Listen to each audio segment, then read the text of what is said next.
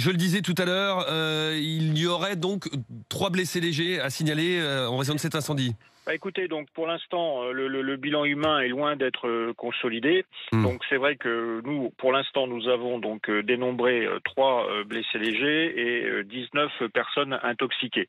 Mais je préfère être extrêmement prudent Bien par sûr. rapport à ce bilan provisoire, parce qu'il n'est pas impossible que, puisque l'essentiel des opérations, les plus délicates, se sont déroulées la nuit, Mmh. on ait pu éventuellement passer à côté de quelque chose. C'est ce que vous redoutez?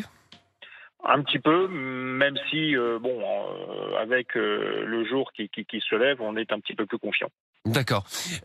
Parce que c'est vrai qu'on a du mal à l'imaginer, nous qui ne sommes pas sur place, des incendies l'été dans le sud, on en a malheureusement un peu l'habitude, sauf que là, c'est un incendie qui est quand même, d'une ampleur, assez remarquable.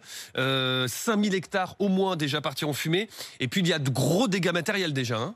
Tout à fait. Donc, il pourra vous donner une petite idée de ce que ça représente. C'est plus de 25 kilomètres de longueur, avec parfois des largeurs qui peuvent aller jusqu'à 10 ou 15 kilomètres.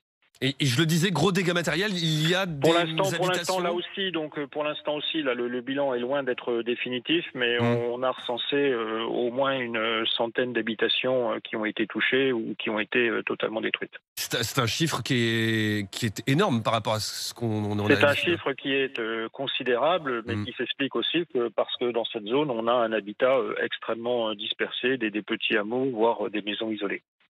On en est où de cet incendie au moment où l'on parle? Alors au moment où l'on parle, donc l'incendie pour l'instant est bloqué ou contenu donc au niveau de la Molle là, sur la RD 98, mais malheureusement derrière ça brûle encore un petit peu partout.